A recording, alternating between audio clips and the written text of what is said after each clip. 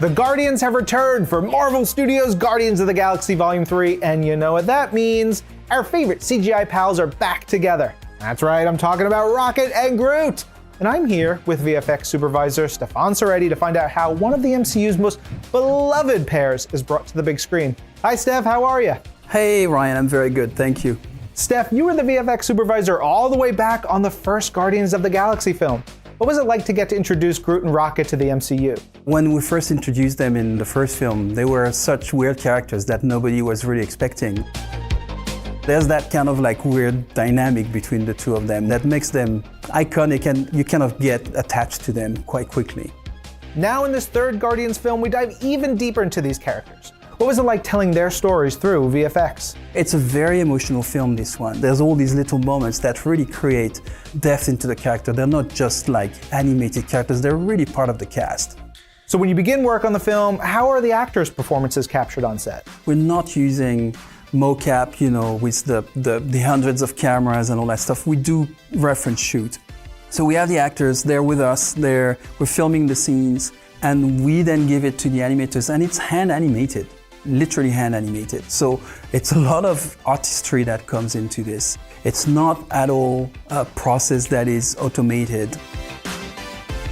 So we really shot the entire scenes on a virtual set where we could actually capture the motion of the camera, which was very important for James to use in our full CG scenes, the same type of camera operation that we use throughout the film to make it seamless with the rest of the film. We have an actor playing Rocket, we have some stand-ins for Groot, and that was really helpful actually for us. We ended up using his references quite a lot actually, even sometimes to the point where we had little moments where there's eyes rolling. And once you have the actors' performances, what additional visual reference do you capture while you're on set? We have to shoot what we call clean plates so that we can paint out the actors that are not supposed to be here and replace them by our CG characters. So we 3D scan all the sets, we capture the light with what we call light probes. We also had a company called Legacy that worked with us and created 3D versions from the drawings from VizDev of how these characters would look, with perfect fur and all the mechanical arms and things like that, so that we could have a good reference on set in terms of lighting. So that what we can do then is really recreate in the computer a virtual representation of the real world in terms of lighting, in terms of the space, in terms of everything that the CG actors have to interact with. When we integrate our characters within the plate, everything feels seamless and that they feel like they belong to the environment they're shot in.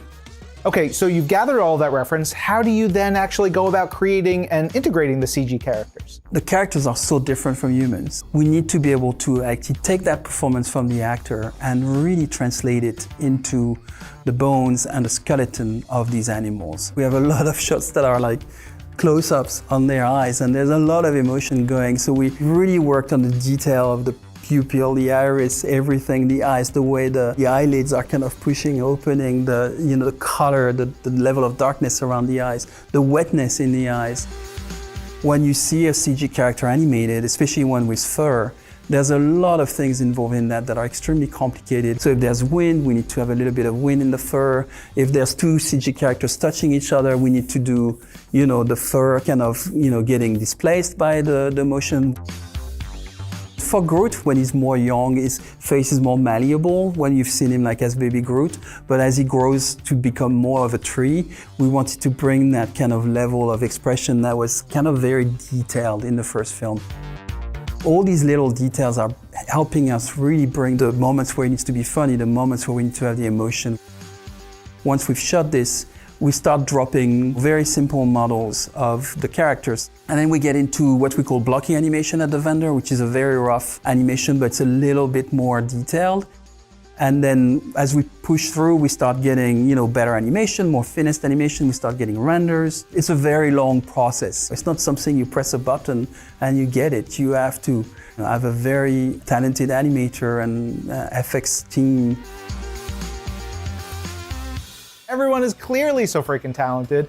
Steph, looking back at all of your work throughout the Guardians franchise, how does it feel to get to bring the story of these characters full circle? It's been very gratifying to go back to the origin of Rocket and Groot and telling that story, because that was a huge focus, obviously, for me and my teams on the first film, to make sure that these characters would be able to carry the story. And now that Rocket is really the centerpiece of this third film, it puts a lot of pressure on us, but also it's very gratifying to see the result coming together.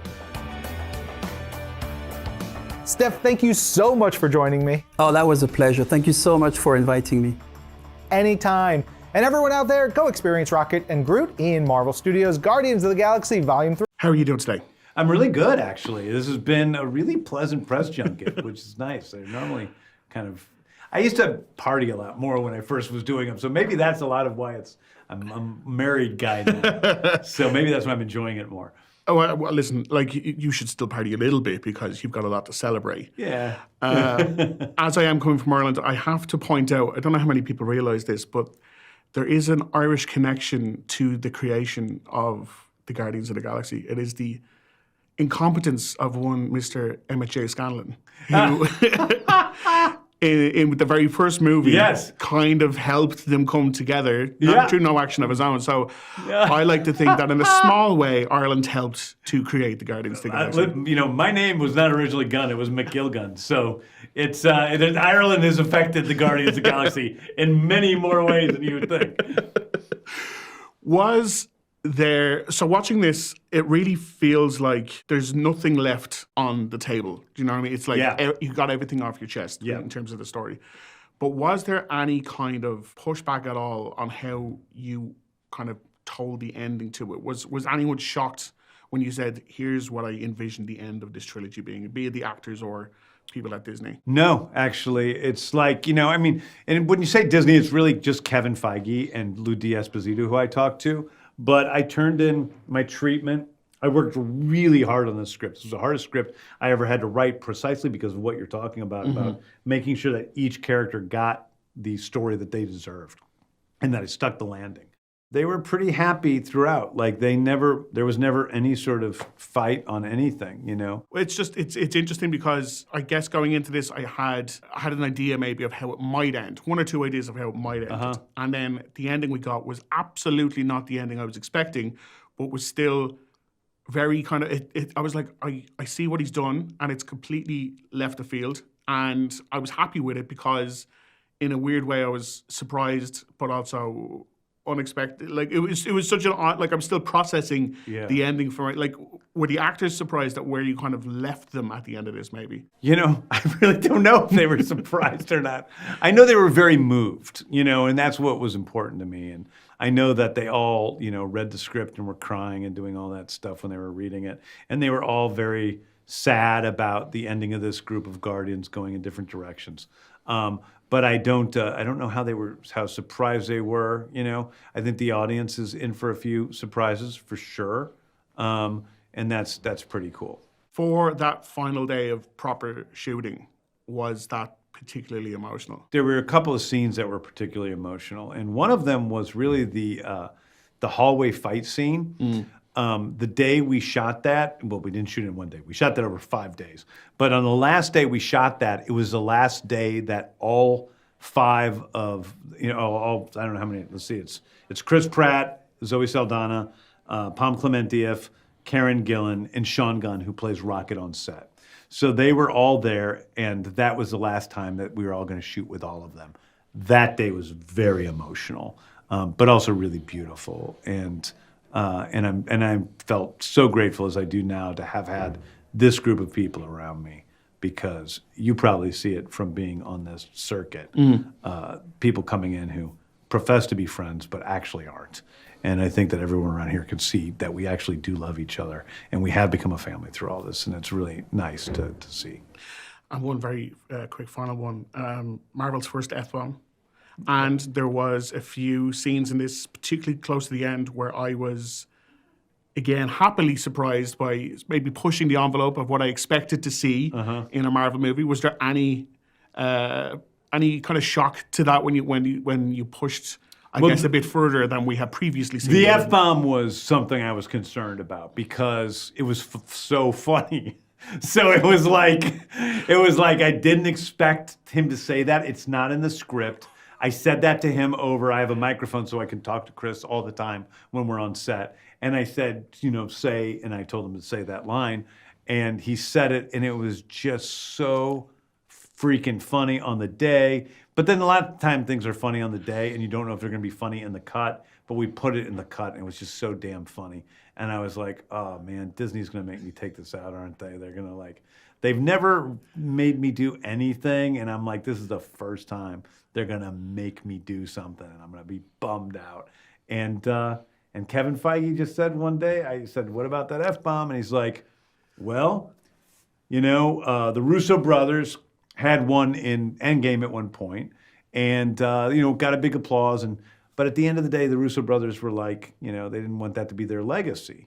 And Kevin said, so if you want that to be your legacy, then sure. And I said, Kevin, if you think you're scaring me away instead of just enticing me even more to put this in the movie, you're crazy. And so that's how it happened. And then he laughed his ass off. Well, I mean, what a legacy. Yeah. What a legacy, James. Thank you so much for your time today. Oh, I appreciate it, man. Thank you, buddy. We'll all fly away together into the forever and beautiful sky.